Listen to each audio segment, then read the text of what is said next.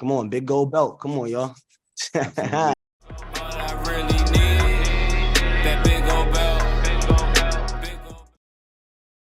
What's up, y'all, and welcome back here at Big Old Belt Media for another recap review show. As you see by the graphics, we're ready to jump into episode 3 of season 2 of Bel-Air, entitled Compromise. Adversary and I here to break this entire episode down.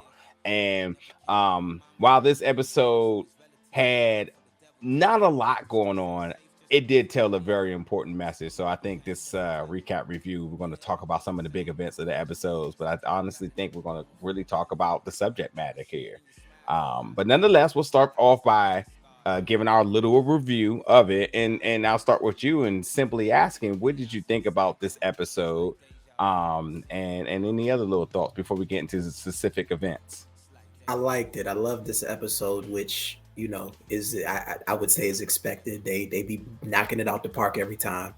But if I'm looking at this specific season, and granted it's still early, but I feel like with this one they really started like diving in. Like you said, there wasn't a whole lot going on from a juicy standpoint, so to speak. The drama. Exactly. But Yeah. I felt there was a whole lot going on in a more intricate space as far as the Miss Hughes situation. And I love the various branches that the overall situation kind of presents. You know what I mean? So I loved it. I was tuned in. And as usual, it's like, all right, what happens next? I'm ready to see what happens next. Yeah, I think a lot of folks who love just what television is nowadays is going to be a little bit underwhelmed with this episode because it wasn't drama heavy. But for us, the one that grew up on these iconic series and sitcoms, understanding that, like, I love when we get these episodes that got a little bit of comedy to it, that family spirit in it, but ultimately telling you an important message. So to be honest, my hot take right now is episode 203 is the most Fresh Prince of Bel-Air episode that we've gotten this entire series. And that's what that's what that show was. It was about, and all the things that we kind of embodied throughout our lives that we learned from the series. It's because some of these 30-minute episodes, we were having Joe's little banter back and forth, little skits and whatnot, but it was always an important message that came from out of it. And I think this one did a really good job in giving us a lot of the nostalgia that what television used to be for us when it came down to this property and these characters. So even when we get Tatiana in her moment in this episode where she's talking about how proud she is seeing these younger folks stand up for what they believe in, I don't even think that was in the script. Oh, it's an interesting thing. I didn't think about that. I guess my mind went to the episode where Uncle Phil was relating when he did the protests at that age. And I don't recall all the details. It's been a minute, but I do remember him I think it was toward the end of the episode where he was breaking it down to Will, like, boy, like, you don't even know. When I was your age, we was doing this and and that's immediately where my mind went. So yeah, and like, right. And see, that's how it comes full circle, is because as an OG, as a legacy character, she and even within her new character, she's like, it's amazing to see folks doing what we were doing then, now. And then obviously, modernizing it, and how could she not be proud knowing that a lot of what the show was teaching us and whatnot, these little lessons, has really grown over the years with us. But you look back down the younger generation, like, man, listen, we're gonna be good, we're gonna be good. So I thought that was really, really dope. But dope episode. Definitely let us know in the comments, folks, what y'all thought about this episode 3, titled Compromise here. We're going to get into it. As I mentioned, Ashley's favorite teacher in Mrs. Hughes is fired. She is a repeat offender of breaking the curriculum. And beyond that, because the words that's not being said is the white folks are absolutely what's the word here? That's a lot of words I can say, but what's the word I can say to kind of be nice here? they don't want. I think Will's character said it perfectly. It's like they don't want us to be us, so they want to determine how quote black we're allowed to be. Yeah, exactly. Exactly. And with that too, you know, we get some other things. We get G and Phil, the brothers, back strong. And they have their moments, but we see G also has a few things that he has up his sleeve. And then Hilary, you know, trying to do her thing in the influencer's house, you know, and that's pretty much the three big things with this episode. But and there's some other things, but let's start on the top here. And really big moment, and we're going to skip some things. And obviously, episode, you get in there and let me know if there's anything we need to touch on too. But I'm gonna tackle some of these things from a high level because there's a lot of these things all in the same pool kind of group. Yeah. Carlton and Miss Bassin, the conversation that plays a very important role in terms of influence and motivation, as we know that Miss Bassin has been sitting in all the BSU meetings, and we kind of think like, is she there because it's a assignment, or is she there because she tried to empower the youth, or is she just curious? But we see in this episode there may be other motivations behind that. And we also have questions about where she kind of aligned. Is she here as a professional doing her job and just doing what they tell her to do, which we know the administration is messed up because that's what everything is in discussion right now. So she's not exempt from it. Right. Or is she just, I don't know. But what's your thoughts? Let me stop talking here. What is your thoughts about Miss Bassin here? I honestly, I like Miss Bassin. I feel like, I guess, again, just from how I took from what I saw, I felt like her presence at the meeting was just simply what you would find in most extracurricular activities. Whatever's going on after school, there has to be some faculty member present so, you know, the kids don't go crazy. So that's how I took that. Yeah. The conversations that she had with Carlton, I loved, because I feel like that's probably the most realistic depiction you could have of that kind of scenario. But there's a teacher that understands what's happening. They see what's going on or where it's headed. And she's just dropping her nuggets of wisdom. And her whole take was, I feel you. I agree with you. I get where y'all going. However, before you jump out the window, consider A, B, and C, which I think is fair. I didn't get the vibe that she was trying to deter him. I got the vibe more so that she's just like laying out, if you go down this road, you got this going on. If you go down that road, that's what's going to be going on.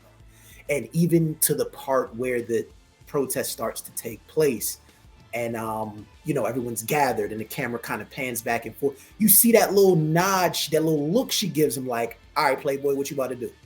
You know what I'm saying? She's just watching. So I took that as, like, if that was me, I'm a teacher. My students are at a certain point. They got to make a pivotal decision. It's not for me to tell them yay or nay. All I can do is give guidance, but I'm going to sit back and watch what you do because it's a defining moment in your life. This is something you'll look back 10 years from now and say, I'm glad I did that, or I'm not so glad I did that, or whatever. Yeah. But yeah, I never got the vibe that she was the adversary. No pun intended.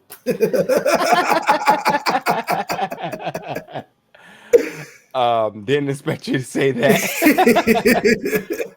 So just to kind of bring this full circle. So what do you think about Uncle Phil and Aunt Viv's sort of just perspective on this as they have a conversation about Mrs. Hughes, and we hear Uncle Phil and what his tactic is, and we see Aunt Viv doing her usual, being the voice of reason, trying to say, you know, I kind of hate that the saying devil's advocate, but she is sort of playing both sides and saying like, well, I think this, and Phil says something, so well, have you thought about it from this angle and whatnot? But what do you think about their stance on all of this? I was surprised, and I don't know why. I guess I don't know. I just be caught in the show and be watched, so certain things I don't think about that I probably should. I was surprised that they were so involved with the protest process from the kids' perspective. Like I knew, you know, from the prior episode they felt the way, but I assumed she would go, you know, there was a specific route maybe Aunt Viv would take and go talk to faculty or whatever, or call in some favors, whatever. But to see them open the house, have everybody come to the crib, make signs, write speeches, do this, that, and the third, And then for them to, I guess, be able to speak to Miss Hughes to get the full details that maybe the kids don't have, and have a discussion about it behind closed doors. And then for them to come out knowing my son, my nephew, and potentially my youngest daughter are going to jeopardize their academic careers, and they're okay with it. Yeah, listen. You know what I mean? Like, it's a powerful thing. It's literally power to the people. It's like almost as you know, when you talk about protests, a lot of it's pretty much tied to campaigns, which we know they're very familiar with, and voting, which you also know they're very. So I think they understood the assignment here, and they knew they didn't need to be involved. And Viv obviously has done her means in terms of the emergency parent what do you call it, whatever, like the conference or the PTA, the PTA, the mercy PTA, parent teacher whatever. But I think at this point she's just saying like, listen, and I honestly think there's the scene obviously where it's Ashley, Carlton, and you know everybody, but the three of them lined up and they're talking to them, and I think the two of them are looking at each other like, oh shit, our youth is gonna be all right. Like, they firing on all cylinders. Everybody has a point that makes sense, and this is a lot of what I loved about us seeing more Ashley this season. You know, when I got a chance to interview her, I just said I was so happy to see your character become a focal point. This protest has a lot to do with her. And a lot of every character's motivation is by her. I know we can say, oh, Yasmin in the BSU and a lot of focal point with Carlton, but understood by way of Ashley, Will is completely motivated to make sure that Ashley sees somebody she can look up to. And I think Carlton looks at that and says, also, I need to step up as well, too. And it's like a healthy little triangle dynamic here because they want to see they want Ashley to be heard. They want her to be seen, and they want like the things that she stands for to be validated. And also, I think Mrs. Hughes feel the same way. And without a doubt, she's the baby girl, so we know the parents are thinking exactly the same thing. So like, I just loved how vocal and upfront we got to get with Ashley in this episode and letting her know like, I want to do this. Like, it wasn't right. Yes, we tried things before, it didn't come out the way we wanted it to.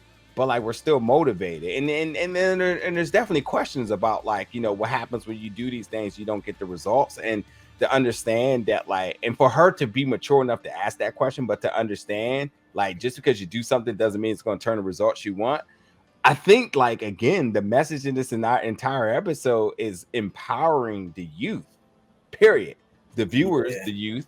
The messages from the adults, from us saying, listen, we have to empower our youth. They're going to be okay. And I think we just see that on so many levels on this episode. That's why I thought like the message in this episode is strong, man. And I agree. I feel like it's I don't know if contradiction is the right word, but it's the way life works. So as a parent, because like I say, some of these scenarios I watch and I put myself in them shoes, like, damn, what would I do if that was me?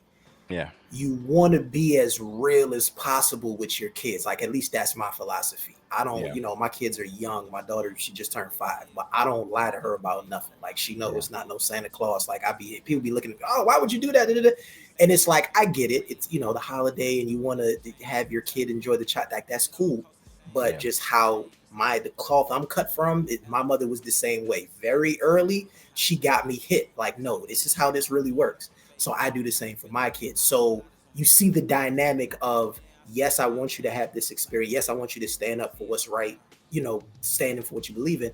But at the same time, as a parent, you worry like there's consequences to this. And right, like you said, if it doesn't necessarily go the way we want to, what's the plan B? Is there a plan B? How do we? Right. So it's the duality, equivalent duality, really, because either way is like a strong outcome in either way. And it's like you in the middle as the parent, how do you really relay that? You know, how do I let my kid know I'm proud of them and I want them to do what they believe in, but at the same time, avoid repercussions. You know what I mean? And I also think like Uncle Phil and Viv, I think like Uncle Phil's stance is like, listen, I'm a strategical guy. When I aim, I know exactly what I'm aiming for, and I assess the level, the you know, sort of the possibility of success.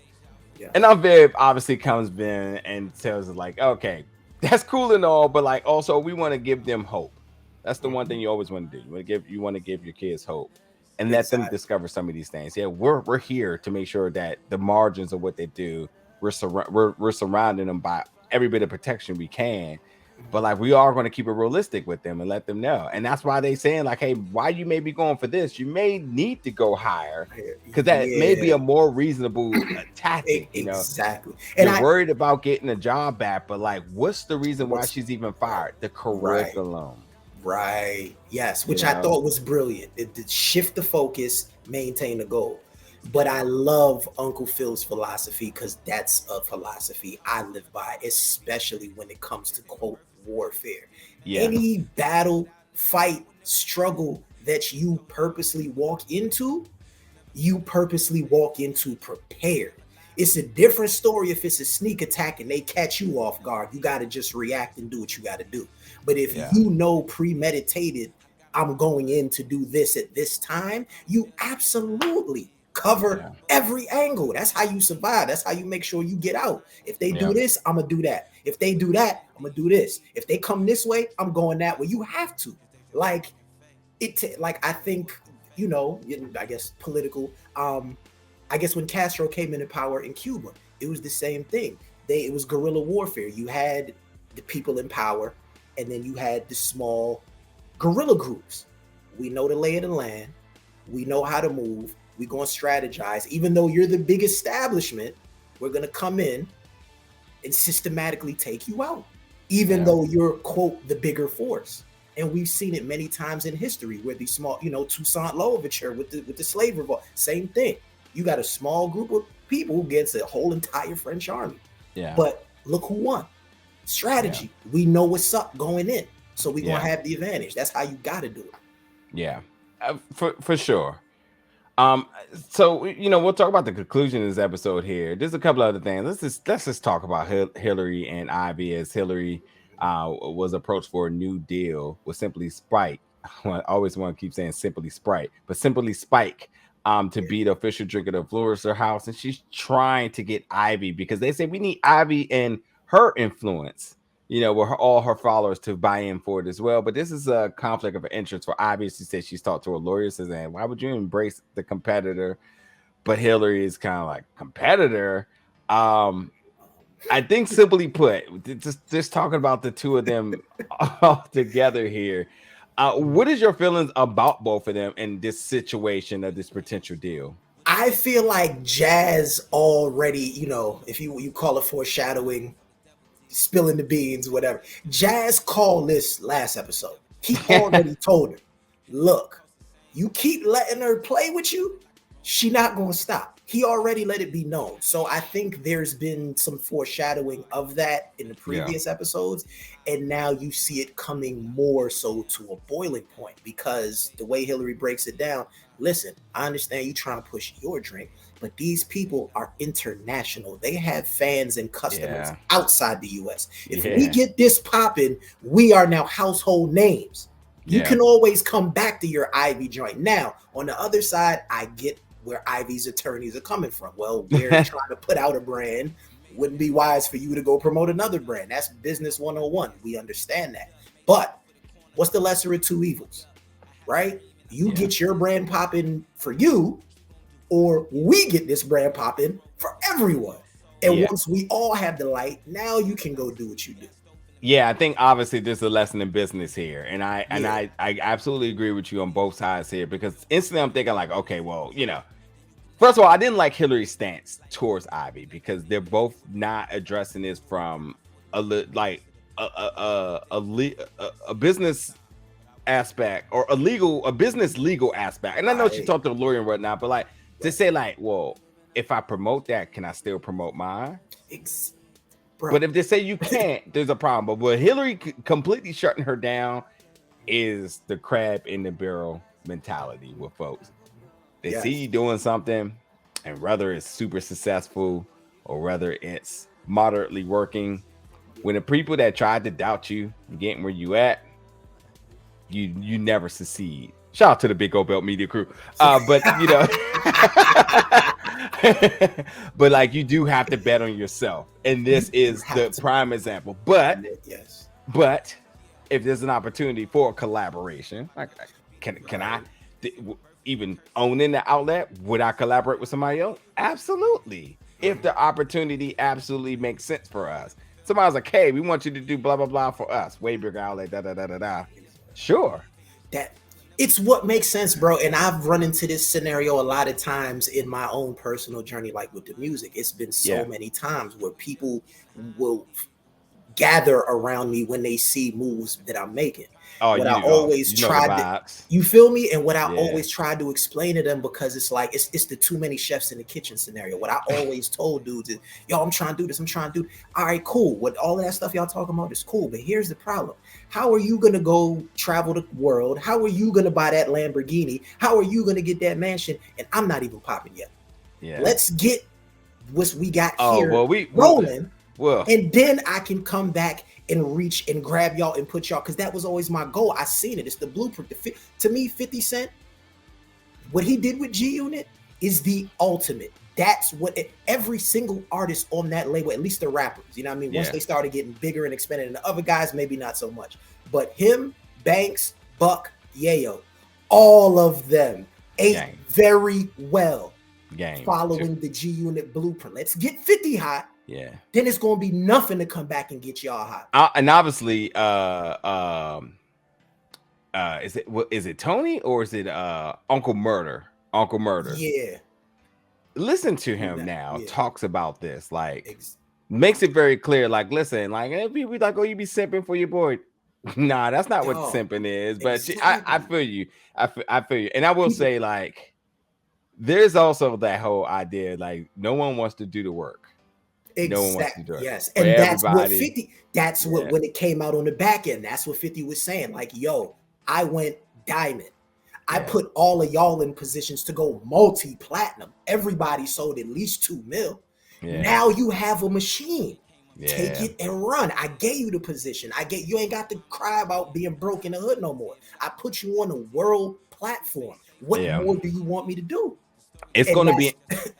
Oh, go ahead. I was gonna say, and it's gonna be interesting to see if the two of them grasp some of these things that we're saying to understand the business and opportunities around them. As we see Hilary, she still says she's gonna close the deal. So with all that being said, does she try to sell herself as a face? And what does that look like? What does she becomes? And then what does Ivy say if these both are in the house, you know? Yeah, I think it's going to come to, I think they're going to come to blows, because with the way they're depicting the situation, at least playing out right now, it's going to be where Hilary has to, at some point, she's going to have to let them know that Ivy isn't behind it, but present an alternative that is equivalent to having Ivy be a part of it. What that's going to be, I don't know. I guess that's that's going to be the sauce for the next episode.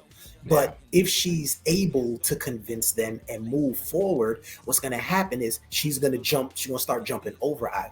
And now that internal jealousy or envy or whatever it is going to come to a boiling point, because remember, they both in the same house. So now she's looking at her like, you're promoting a brand that's competition to me, you the spokesperson of it, and we in the same. Nah, that's not going to work, and the house is in my name, and like that's where I see that going. And I think Hilary will ultimately have to decide at this point, do I really need Ivy? Yeah. By the way, both of them are fine as hell. Just start that up. Bruh. and I love we got two bosses bossing up, both in their both in their real life and the characters that they're playing. And I hope that because listen, you know what you're saying? You're saying exactly what the show isn't going to do, because this show don't take the stereotypical route, the traditional routes. They're not going to come to blows. They're going to figure this out. They're going to be bosses, and they're going to figure out how to finesse and get both of them popping. Although they're not seeing it right now, and they're adding the conflict. We're going to see the two of them work together to figure out that's what's going to happen here. Yeah, it would be dope. I would love to see how that plays out. Yeah, so going forward, Carlton and the protest gets executed. You know, they go outside and they have the conversation with the administration saying, like, listen, y'all can do this. No one will get suspended. Yes, we will review the curriculum that got Mrs. Hughes fired. And with something else they mentioned as well, they got absolutely good results by their meeting with the administration.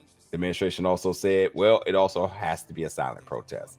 No speeches, no signs, and what else they say? Something else, but no chance. No chance. There we go. And Will says like they're trying to silence us, which listen. We know we've seen it a million times. We've seen it a million times. We know how this goes. Yeah. See, Will said something on that right there because I felt that when he said that, I was like, oh, you trying to silence us? But I love how I'm walking out too. Yes, I love how what's my girl's name? The president of BSU followed up right like she was Yasmin. They are fucking like she followed ASAP. She know. We know the game, and again, you've seen this happen many times in reality. Like that's okay. We'll give you a voice or allow you to exercise your voice. However, you have to do it under these conditions all the time, bro. Yeah. It's all the time. We don't even have time to break that down. Exactly. Yeah, because it happens everywhere. Kyrie Irving, by the way. LeBron James during the pandemic, when the bubble was happening. Yeah. Yep. All the black eyes. Yeah, you can't speak here. And it's scary because movies have been telling us this for 35 years. They've been making movies about what's happening right now. And I think that's the thing. When people watch it, they take it as that predictive programming. You watch it, you intake it as entertainment.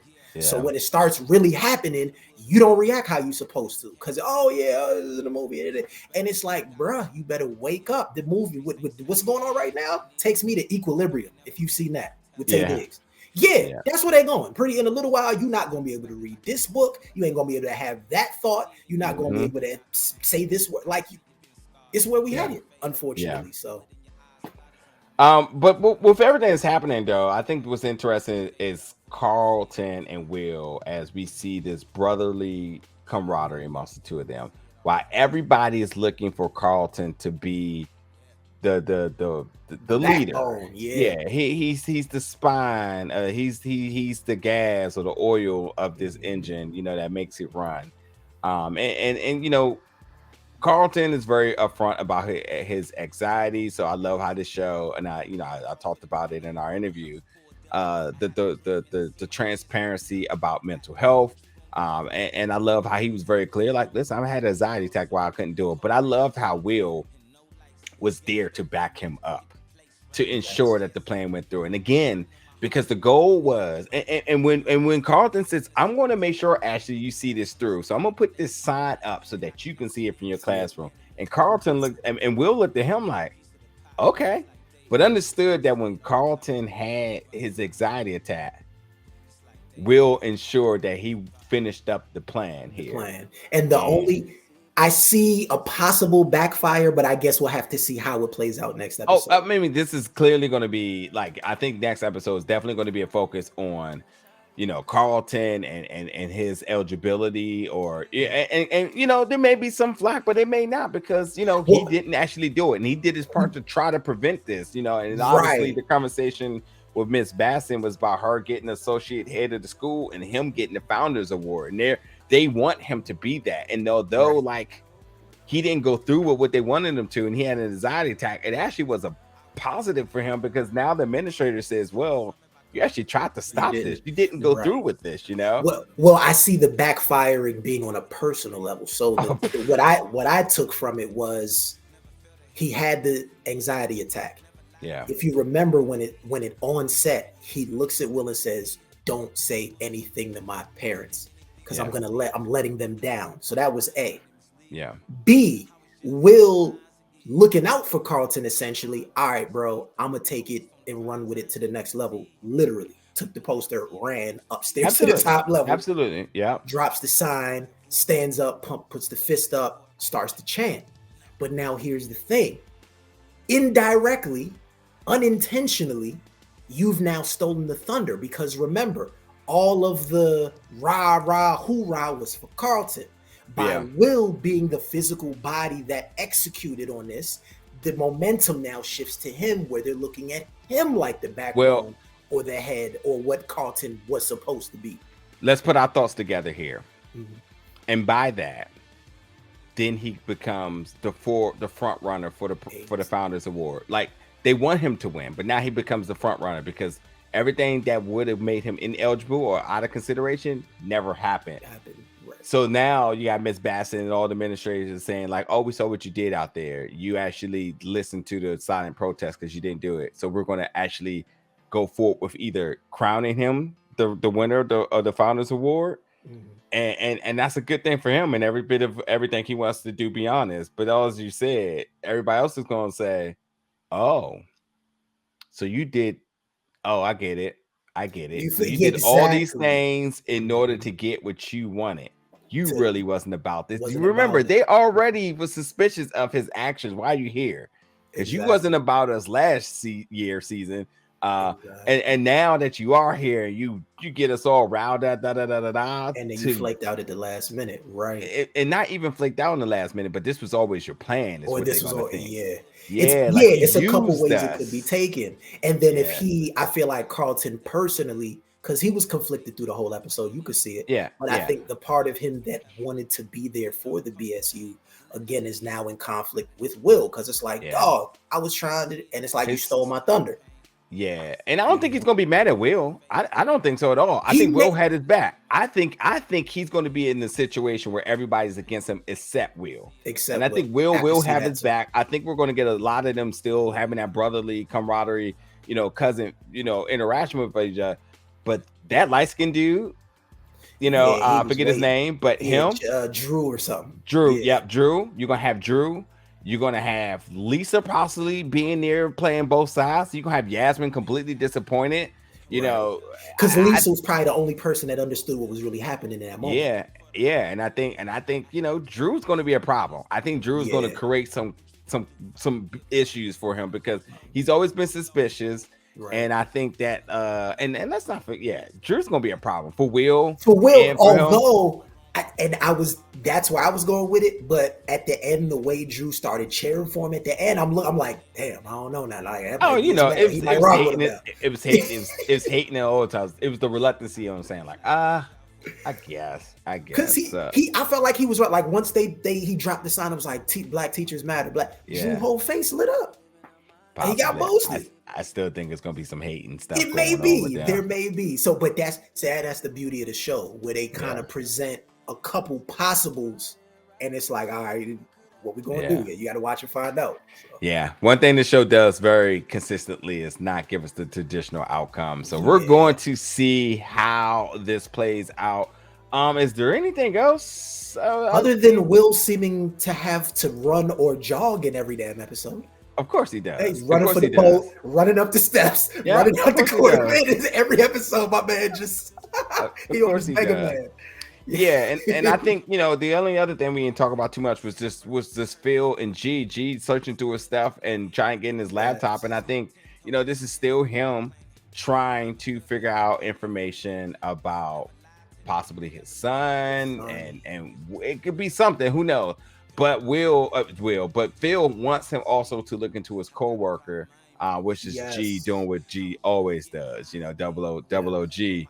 Going make sure he does what he can, but like he gifted him some cigars, and they back on it. But we're gonna see what this James Lewis guy from the firm, what he up to, and we're gonna see how G plays a part into that. So, and I hope they show more of the actor that plays him, because like I said, that's my man, dog. He's been in a bunch of stuff. He's been in Mike and Molly. He was on the Cosby Show. He's been in a bunch of stuff. But forever in time, that will be Martin's cousin, the klepto.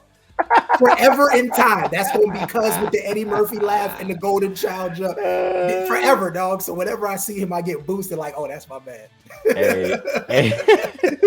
That's Martin cousin forever. Hey, you ridiculous. I'm trying to think. What's my man name? Reno Lewis. As you talk about, that's just been in every. He's been in a rack of stuff, dog. But his performance on that guest appearance on Martin goes down in history, bro. Yeah. That's Martin cousin forever. Whenever I see him, I hear the Eddie Murphy laugh immediately. And then at the end, he turned into Arsenio like that. Oh man, so Yeah, is there anything else? I believe. Let me check my I notes. think. I believe that was it. Let me double check the notes. Hey, do you want to know something really interesting? Yeah. He also was in the original Fresh Prince of Bel-Air for an episode. He sure was. See, I forgot about that. Yeah. There it is. Yeah. There it is. So yeah, I think we covered everything in the warning. Yeah. Oh, and the only other thing I guess is in the beginning, dog. Them strawberry colored low top dunks. OMG. I need a pair of those. I need a pair of those. As soon as the episode starts, I'm like, damn, son, what is on his feet? Them Jones vicious. So kudos to the stylist. Whoever's doing the styling for that cast, that's it. They earning their money every episode, dog. Like I told you, that's like how Carlton ended up becoming like my favorite character, dog. The fits they have him in, and I don't wear none of that. You'll know, like you see me. I don't dress like that. Ain't my flavor. But the way that they dress him and the way he wears them fits, I gotta salute, dog. Like their stylist is on point for everybody. Hilary's fits be fire. Will's fits be fire. Jeffrey's suits be fire. Like they earning a check, bro. Every episode. Yeah. All right, folks. Well, that's gonna do it tonight. Then y'all already know the deal here in the drill. Come back each and every week here at the conclusion of this show, airing exclusively on Peacock. Adversary Nigeria, we're here to give you that recap review each and every week, and you all are going to be in the comments letting us know your thoughts about the episodes, whatever bit of questions and other bit of things we might have forgotten or things y'all wanted to chime in on. Get us in the comments below. And I wanted to shout everybody in the I actually went back recently and just went through some of the older episodes we did and just browsed through the comments, man. And I definitely appreciate y'all. I'm sure we all do from BGB. The comments, it's stuff that people be saying in there that we ain't like, oh damn, I ain't catch that. Or like somebody said something about one of the pictures of Uncle Phil in the last season. I missed that. So thank y'all for watching, paying attention, leaving feedback. Like, please continue to do that. We appreciate it. Yeah. Much love. You know what? Because you brought that up, quickly say, look at the picture behind Uncle Phil when they're in the office.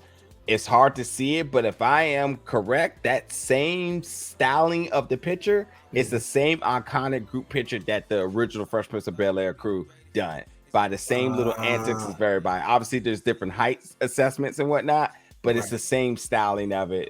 So it's that great. It's the picture that behind him on his desk. I was like, I know. I think I know what that is. So. Them Easter eggs, baby. Them Easter eggs. You know what it is. Yeah. Y'all see any more or anything we might have missed? Y'all let us know in the comments, man. Please. We appreciate y'all. But until next week, thank y'all for coming through, and we see y'all back very soon.